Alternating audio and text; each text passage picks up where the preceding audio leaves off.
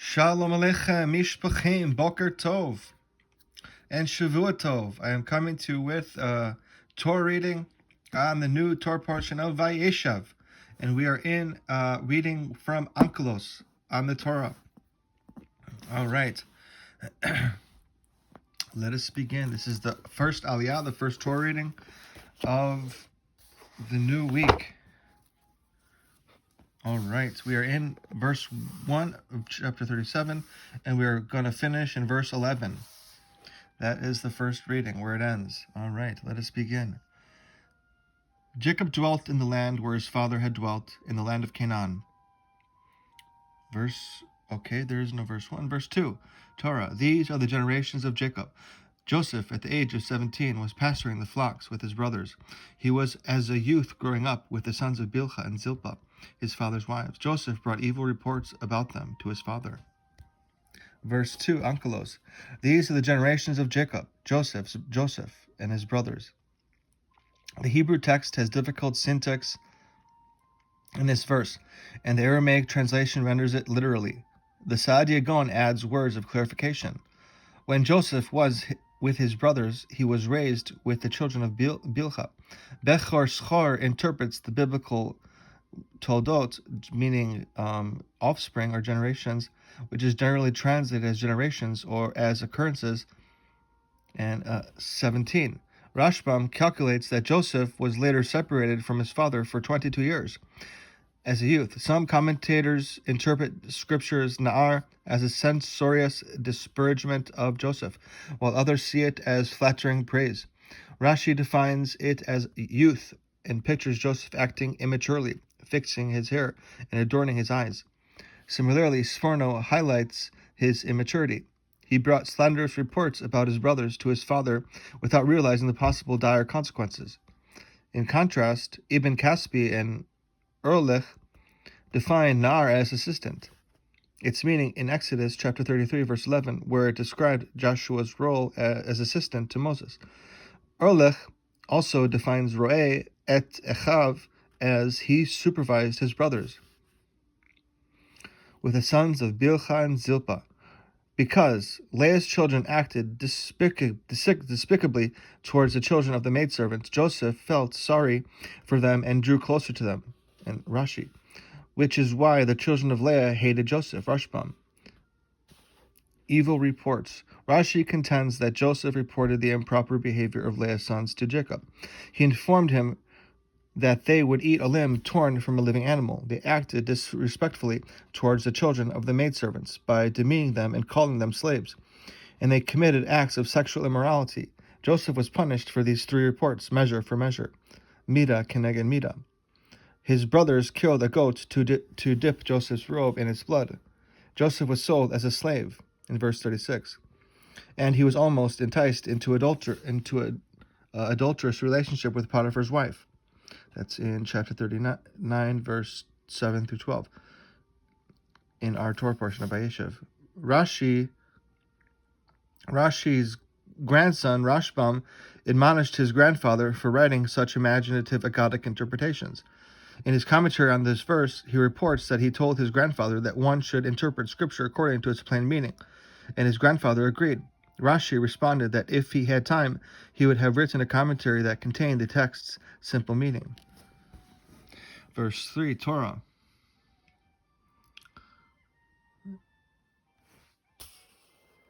Israel loved Joseph more than any of his sons, for he was a wise son to him. So he made him a robe with sleeves. Verse 3, Onkelos, wise son. Scripture's son of his old age presents an insufficient basis for the patriarch's partiality to Joseph over his other children. If this were a proper reason, his youngest child Benjamin should have been preferred. Accordingly, our Targumist, like Genesis Rabbah, associates old age with wisdom, and has Jacob favor Joseph because he was the wisest of his children. Rashi, drawing on Genesis Rabbah, supposes Jacob chose Joseph because he resembled him physically. Rashbam reasons that since Benjamin was born sometime after Joseph, Jacob's love for Joseph as his youngest child had already been firmly established before Benjamin's birth. Nachmanides writes that son of his old age may indicate that Joseph was always around his father, serving him. Chazkuni supposes that Jacob may not have loved Benjamin as much as his older brother Joseph, because Benjamin's birth caused the death of his beloved Rachel. Robe with sleeves. The term pasim is obscure.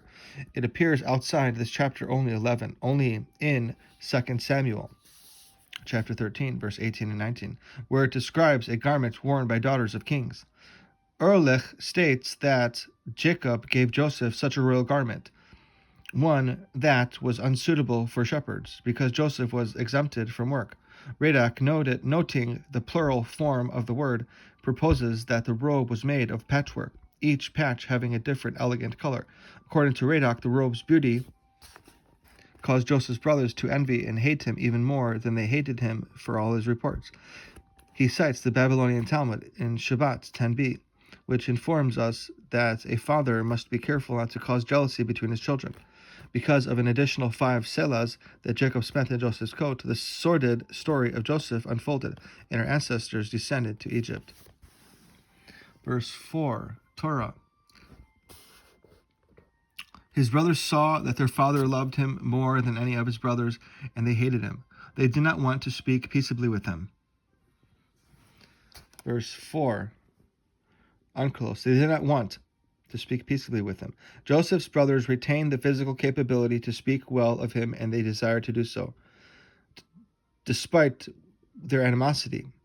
Hence, scriptures they could not is not literally true. Accordingly, our Targumist replaces it with the intended meaning.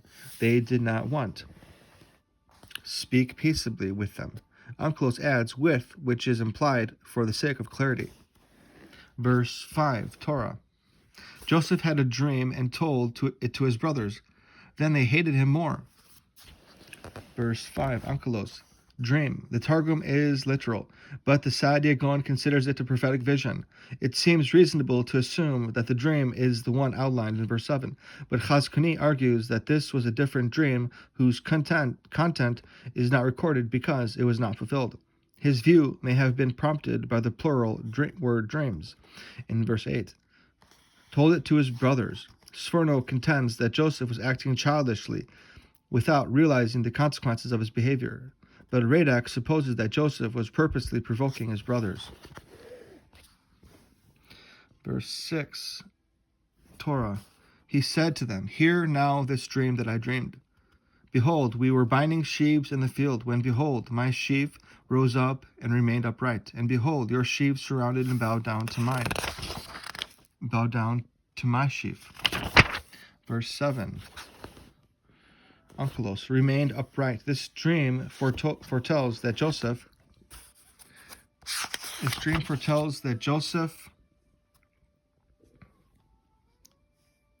will rule Egypt from the age of 30 to 110, a lengthy period of 80 years, longer than any other biblical ruler. Sforno. Verse 8, Torah. His brother said to him, Do you imagine that you will reign over us, or do you think that you will have power over us? Then they hated him even more because of his dreams and because of his words. Verse 8, Onkelos. Imagine and think. The biblical understanding of this is, will you reign over us, or will you have power over us? The Aramaic supplies the implied words. They chastised him. Do you imagine that we will voluntarily make you a king over us, or do you think you will gain power over us by force? Verse 9, Torah.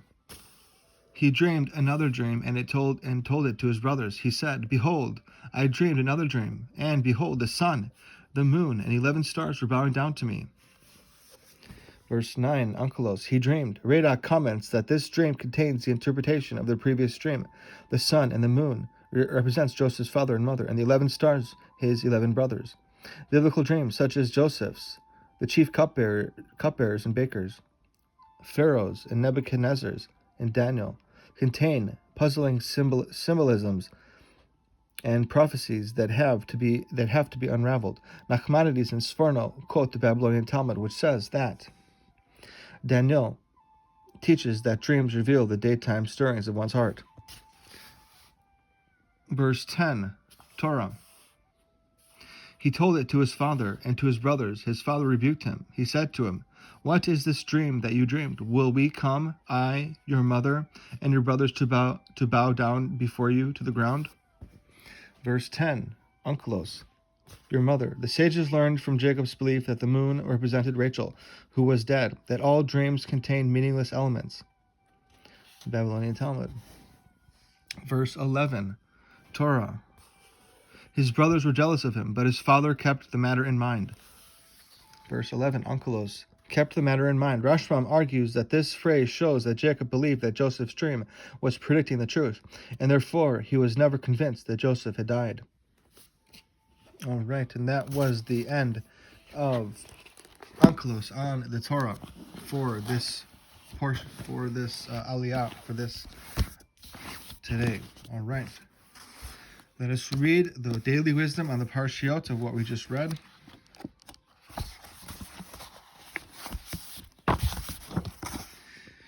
We are in Vayeishev,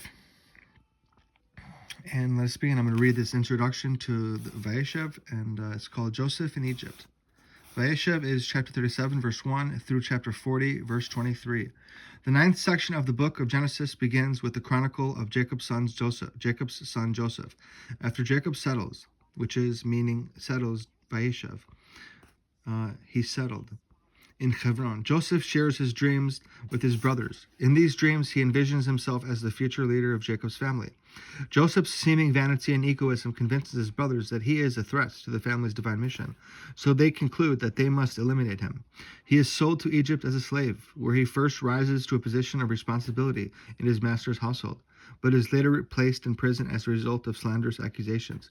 Interpreting this narrative is the account of how Jacob's son Judah is ostracized. Interrupting this narrative is the account of how Jacob's son Judah is ostracized by his family and is later deceived into fathering children by his widowed daughter-in-law, Tamar. All right, this is what we just read, the first reading, chapter 37, 1 through 11. All right, let us begin. Jacob arrived safely at the family home in Hebron. His son Joseph shared his dream with the family. In these dreams, he envisioned himself as the future leader of Jacob's family. Joseph's brothers took this display of seemingly brazen conceit as evidence that Joseph was more the spiritual heir of the self-centered Esau than of Jacob, and could not understand why Jacob envisioned Joseph as his successor and future leader of the family. The title of this parshiot, Wisdom on the Parshiot, is called Engaging the World. Israel, which is Jacob, loved Joseph more than all his other sons. Joseph's mother Rachel was the true spiritual complement to Jacob, for she was able to express Jacob's abstract spiritual inspiration in every aspect of daily life. Joseph inherited this ability from his mother, and even surpassed her, possessing the ability to spread divine consciousness even in settings that were utterly antagonistic to it. Jacob's aspiration in life was to fulfill the patriarchal vision of a world filled with divine consciousness. He knew that his other sons could only imagine expressing holiness in settings that were already holy. It was inconceivable to them that holiness could survive and even subdue the realm of anti-holiness. Jacob designated Joseph as his successor rather than one of his other sons, not as an act of favoritism, but as a lesson to his other sons. The same lesson applies to us as well, to value the ideal of applying spiritual inspiration to the material world, and to develop our abilities to do so. All right, and that was the wisdom on the first reading, first aliyah of Vayeishev. All right, Boker Tov, Shavua Tov.